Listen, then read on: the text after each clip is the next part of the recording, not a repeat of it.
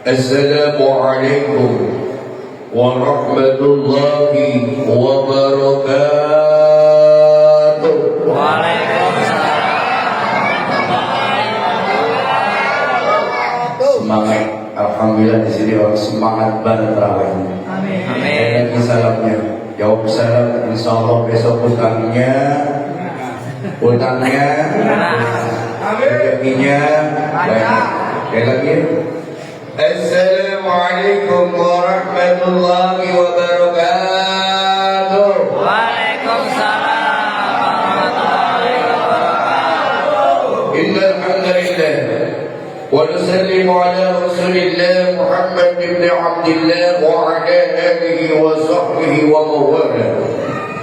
Ashhadu an la ilaha illallah wahdahu la sharika lah وأشهد أن محمدا عبده ورسوله لا نبي بعده. اللهم صل وسلم وبارك على عبدك ورسولك سيدنا محمد خاتم الأنبياء والمرسلين وعلى آله وأصحابه أجمعين. أما بعد. قال الله تعالى في القرآن الكريم وهو أصدق القائل أعوذ بالله من الشيطان الرجيم بسم الله الرحمن الرحيم يا أيها الذين آمنوا كتب عليكم الصيام كما كتب على الذين من قبلكم لعلكم تتقون. صدق الله العظيم وصدق رسوله النبي الحبيب الكريم ونحن على ذلك من الشاهدين والشاكرين والحمد لله رب العالمين. Hadirin wal hadirat rahimakumullah, sidang salat tarawih yang dimuliakan oleh Allah Subhanahu wa taala. Yang saya hormati dan saya muliakan segenap pengurus Mushalah Nurul Hikmah. Siapa ketua ini? Oh, beliau. Mau kenalan. Mudah-mudahan anak muda ketua Mushalah diberikan kesehatan dan umur panjang, berkah rezekinya sehingga bisa terus memakmurkan Mushalah. Dan juga pada pengurus yang lain yang saya hormati Ustaz Jaini, karena beliau saya kenal kemarin ketemu. Mudah-mudahan anak-anak muda di sini diberikan kesehatan dan umur panjang oleh Allah Subhanahu. Para ustaz, para asatidz, para ustaz, para orang tua yang mungkin saya tidak sebutkan satu persatu belum kenal, insya Allah nanti kenalan. Mudah-mudahan bertemunya saya di tempat ini adalah merupakan silaturahmi kita.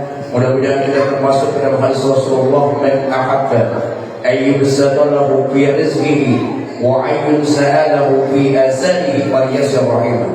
Barang siapa yang ingin dipanjangkan umurnya, dimudahkan rezekinya, falyasir rahimah, maka hendaklah senantiasa untuk menyambungkan tali silaturahmi. Mudah-mudahan silaturahmi saya diterima oleh bapak-bapak dan oleh Allah Subhanahu wa taala. Baiklah, kita panjatkan puji dan syukur kita kepada Allah Subhanahu wa taala dengan mengucap alhamdulillah. Di malam hari ini, malam yang sangat berbahagia, Allah takdirkan saya di Mushalah Nurul Hikmah. Tanpa campur tangan Allah, saya tidak bisa hadir di sini. Tapi alhamdulillah di malam hari ini, walaupun saya nyari-nyari dan tersasar, padahal saya orang kampung, gak tahu bahwa saya lama sering ke sini, tapi tadi nyasar ke ketemu doang karena saya sebut doang. Tapi alhamdulillah akhirnya sebelum bisa sampai di sini. Alhamdulillah. Salawat dan salam semoga tetap tercurah kearifan di jalan kita, dia baginda kita Nabi besar Muhammad sallallahu alaihi wasallam, dan juga tidak lupa para buat dan para sahabatnya, termasuk kita selaku umat yang berdapat syafaatul uzma di yaumil qiyamah. Amin ya rabbal alamin. Ini anak-anaknya pada kemana? Kalian ada tugasnya kan? Siap-siap catat. Pak Baru ini adalah guru. Saya pertama kali dulu ngajar di At-Taubah dari tahun 96 sampai 2003. Mungkin ada yang kenal, ajar-ajar kampung saya di sini. Kemudian dari 2003 saya ngajar di Sekolah Cinta Kasih di Yayasan Buddha Suci. Tapi saya ngajar agama Islam. Di sana udah 23 tahun. Alhamdulillah. Saya selalu berikan tugas pada anak-anak, terutama kebiasaan. Catat ya kan? Ya, kalau enak kalau kalian tulis kalian tangan. Oke. Tema kita pada malam hari ini, Ramadan adalah bulan kepompong. Tahu kepompong? Tahu nggak? Itu bulan. Nah, kenapa Ramadan ini Karena siapapun yang ingin masuk Ramadan, yang ingin perubahan, masuk ke dalam bulan Ramadan. Kita lihat seekor ulat, tahu ulat yang berbulu. Kalau kulit kita kena dengan bulunya, maka terjadi apa? Gatal-gatal. Kira-kira kalau melihat ulat, anak-anak senang apa tidak? Tidak. Takut. Biasanya orang kalau melihat ulat ingin memeliharanya atau membunuhnya. Ibaratkan manusia, siapapun manusia yang ada di dunia ini yang terlihat oleh masyarakat preman menjijikan. Boro-boro yang masuk masjid, sholat kagak, ngaji kagak, puasa kagak. Yang ada apa? Begal, yang ada apa? Maling, penjilat dan sebagainya.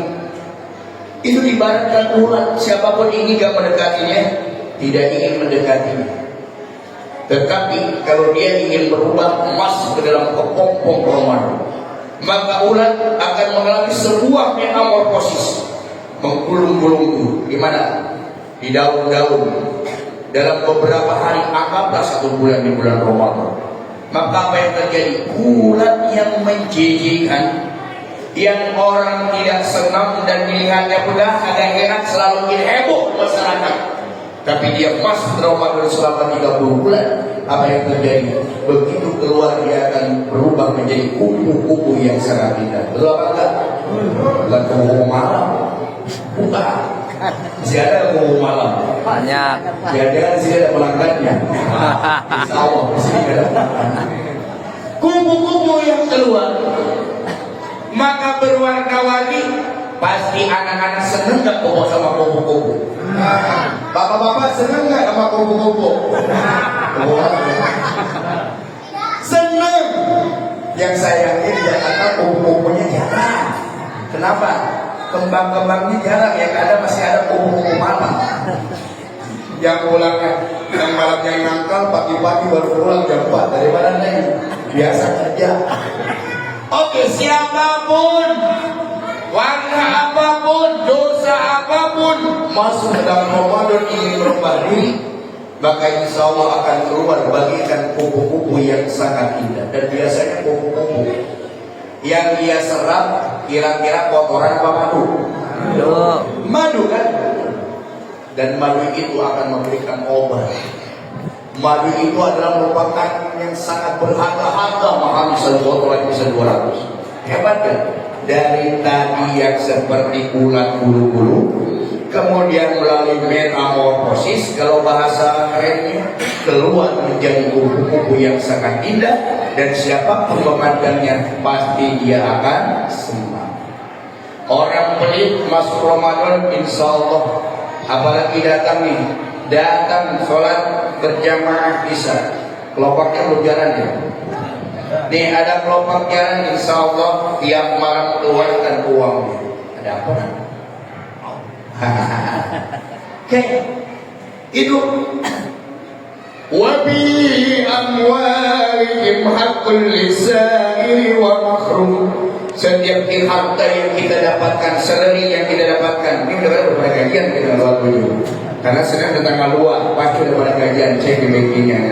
Alhamdulillah, semua salary yang kita dapatkan semuanya bukan milik bulan kita semua, tapi ada milik mereka, orang-orang fakir dan orang-orang miskin. Yang milik orang-orang tersebut gak banyak, ya sedikit. Allah tidak menyuruh semuanya, enggak, paling 2,5%-nya. Tapi ingat, yang sedikit itu adalah yang kotor, yang harus kita keluarkan. Nih, ibarat satu air. Ini air suci dan menyucikan, betul apa enggak? Kira-kira diminum enak agak enggak?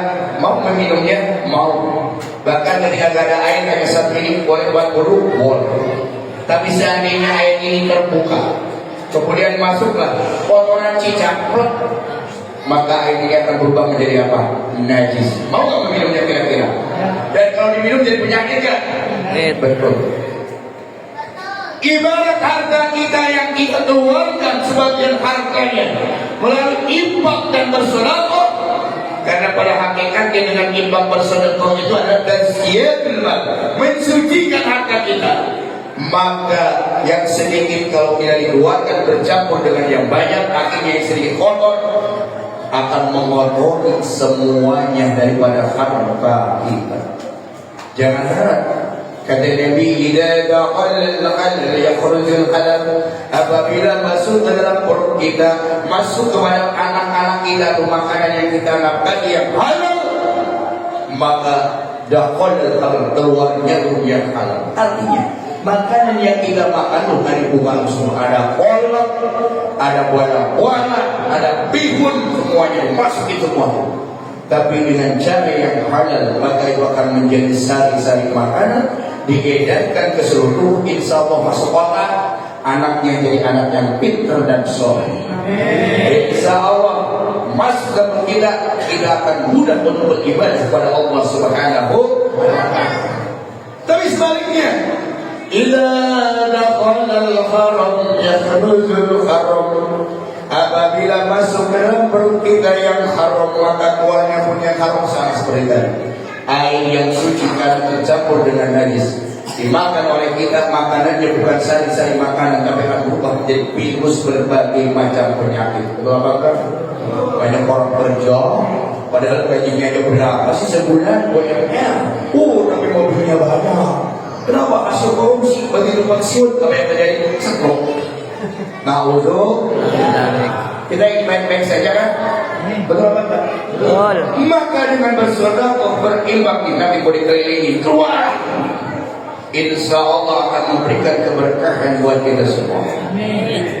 Setiap hari ada 2 malaikat yang selalu berdoa. Dengar ini, nanti catatkan.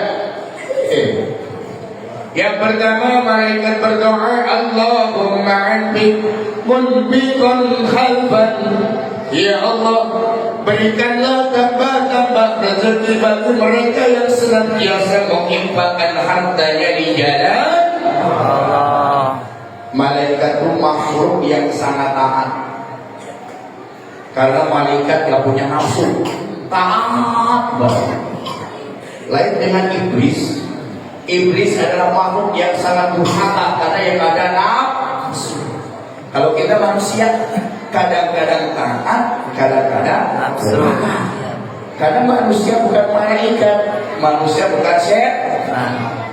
Tapi manusia di antara kedua, tapi manusia yang terbaik adalah manusia yang ketika salah dia berbuat baik. Malaikat yang taat tadi, doanya dikabul. Biasanya kalau berdoa diapain? Dibaca apa?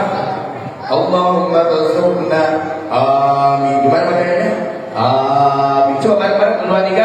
Amin. Boleh nggak saya berdiri? Wailil maghdubi alaihim waladdallin. Amin. Ganti ya. Benerin ya. Apa kita sholat beda maknanya. Kenapa? Ketika kita di akhir surat diam dong. Di surat tuh. Diam ya. Stop. Uskur, dan kata-kata. Ketika akhir surat Al-Fatihah itu, ketika kita antara imam dan makmum mengucapkan amin bareng, para malaikat mengampuni dosa-dosa kita. Makanya benar. Amin. 2, 3. Amin. Tadi jangan. Tadi mana? Malaikat yang mendoakan tadi, dia akan berdosa, taat kepada Allah pasti doanya dikabul oleh Allah dan dia dekat sama Allah.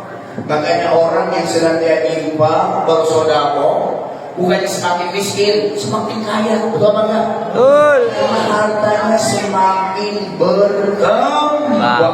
Apalagi di bulan Ramadan, 1 dibayar 10, 10 bayar 100, dilipat ganda.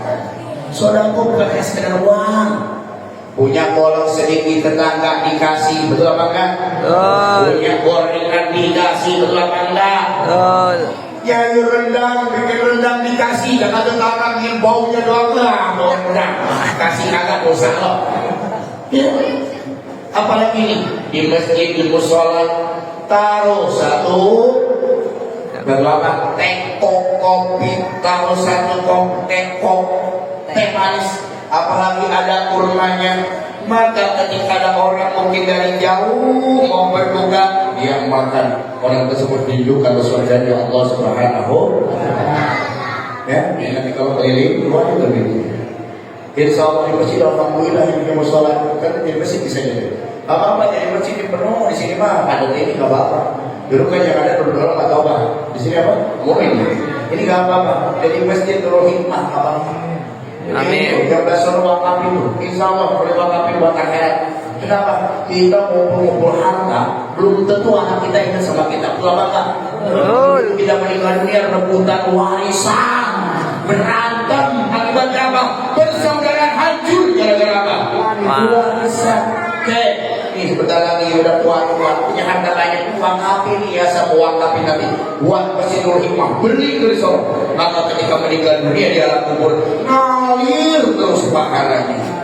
Selagi musola ini dipakai untuk beribadah kalian, alhamdulillah. Daripada sama anak-anak dipakai judi segala macam kali itu kan dosa. Ya, mudah, ya apa-apa kasih untuk anaknya. Ya, untuk anaknya 50% kasih sekarang. Ntar yang buat kita sendiri nih, taruh ke masjid, taruh ke musola, buat fakir miskin. Anak-anak yakin. Siapa yang bisa menolong kita nanti di akhirat? Betul apa enggak? Siapa yang bisa menolong kita di alam kubur? Betul apa enggak? Ingatnya apa? Hartanya doang, udah mati boro-boro berdoanya. Jadi kita persiapkan dari mulai tapi insya Allah di sini anak kita soleh-soleh. Amin. Amin. Lebih baik kita mewariskan ilmu pengetahuan pesantren itu anak begitu ya kan kita supaya bisa kedoain. Karena ini ada seorang ulama berapa menit nih? Boleh? Tanggung nih. Dan belum lagi nggak apa-apa. Kali-kali pas kalau sekali belum tentu. Ada seorang ulama bermimpi. Apa mimpinya? Dia dalam mimpinya seolah-olah dia berada di pemakaman Tegal Alur. Pada ini pemakaman Pontianak itu, pemakaman. Dia melihat itu para arwah-arwah itu rebutan. Ada rebutan apa? Kalau kita punya beras di jauh di sini ayam rebutan kan tuh enggak? Ada satu tuh. Si kakek ganteng diem aja. Enak banget yang lain perebutan makanan tadi seperti itu. Ini si kakek diem aja. Lu ditanya, kenapa kamu gak ikut-ikutan bareng-bareng lu? Ya, tenang aja. Saya punya semudin berjualan daging di pasar Daruang. Oh, kalau kamu ingin tahu, hanya aku semudin. Sedang ngapain itu di pasar Daruang? Ternyata begini. Ketika kita orang mukmin itu kan kita berdoa Allahumma firil mu'minina wal muslimina wal muslimat. Semua orang mukmin dan orang muslim dapat doanya kita. Syaratnya apa? Iman kepada. Tapi kayak tadi doanya rebutan. Oh lain, karena kita punya anak yang soleh, saya pesantren, alhamdulillah jadi ustaz. Setiap dia itu sering ngaji apa? Ternyata tanya si Udin lagi, Udin, apa sih kerjaan kamu? Saya itu ini, selagi nunggu pelanggan saya untuk daging, saya selalu membaca Al-Quran. Dan saya niatkan untuk ayah saya dan ibu saya. Jadi kalau kebaikan kita berbuat baik, kita niatkan untuk orang tua, kita dapat, apalagi orang. Ini ibaratnya itu apa? Ibaratnya paket ekspres. Makanya kita khususkan kalau sesuatu untuk orang tua dan sebagainya paket ekspres. Maka yang tadi orang tua itu, ternyata dia enak banget ya duduk santai karena dia dapat paket kebaikan dari anaknya setiap saat dengan membaca Al-Quran, dengan selalu mendoakan. Alhamdulillah punya anak tersebut. Kalau anaknya goblok gimana tuh? Dosain lagi ya. Aduh. Ya, jadi doa mereka selalu mendoakan senantiasa kepada orang yang selalu berinfak dan bersedekah. Jangan lupa wakaf. Ya. Yang kedua, ingat lagi. Mana ingat yang kedua pun dia berdoa seperti doanya. Apa doanya? Allahumma amsik mumsikan qalb. Ya Allah, berikanlah kehancuran. Ya Allah, berikanlah kerusakan. Ya Allah, berikanlah bencana. Kepada siapa? Kepada orang yang tidak mau menginfakkan hartanya di jalan Allah, alias pelit. Harta yang banyak, boro-boro di tetangganya usaha aja, aduh berberkasi anak yatim, boro-boro musola, ayo dong infak sedekah, boro-boro di depannya ada anjing lagi begitu masuk, jangan kamu dirinya sendiri itu harta, apalagi untuk orang lain. Apa yang terjadi? Tiba-tiba kebakaran, naudzubillah. Tiba-tiba kena banjir habis, naudzubillah. Itu akibat tidak mau. Kenapa? As-shadaqatu tatba'ul bal. Maka dengan berinfak, bersedekah pada hakikatnya adalah untuk mengekang daripada bencana dan malapetaka. Jadi kalau kita tidak ingin kena bencana, tidak ingin sial, berbanyaknya infak dan bersedekah. Tuh. Dan insya Allah yakin tidak akan fakir. Insya Allah kita semua yang senantiasa infak dan bersedekah, insya Allah tahun depan haji dan umrah. Amin. Begitu saja untuk perkenalan silaturahmi saya pada hari ini. Sebetulnya kemarin saya belinya lebih dulu tapi ya udah ada yang nantilah kapan-kapan belum ada kapan. Insya Allah bisa bersilaturahmi di sini. Mudah-mudahan saya dapat saudara di sini. Amin. Mudah-mudahan persaudaraan kita bukan hanya di dunia tapi di akhirat. Amin. Mudah-mudahan berkumpulan kita semua di surganya Allah Subhanahu wa taala. Apapun yang malam hari ini kita berbuat kebaikan apabila bulan Ramadan dengan berinfak dan bersedekah, Allah akan ganti yang berlipat ganda. Amin. Terima kasih atas waktu yang telah diberikan dan kesempatannya. Mohon maaf bila ada kekurangan. Sekali lagi mohon tadi aminnya dibenerin ya. Amin. Kemudian sallu sunnatan tarawih rakaat jami'at rahimakumullah. Jawabannya apa? As-salatu la ilaha illallah. Dan dapat pahala dan dapat kebaikan yang tapi saya senang gembira. Gak apa-apa senang gembira, tapi kan sedikit-sedikit berbaiki ya. Insyaallah. Karena kalau saya berbaiki dosa juga saya. Terima kasih. Wabillahi taufiq wal hidayah. Wassalamualaikum warahmatullahi wabarakatuh.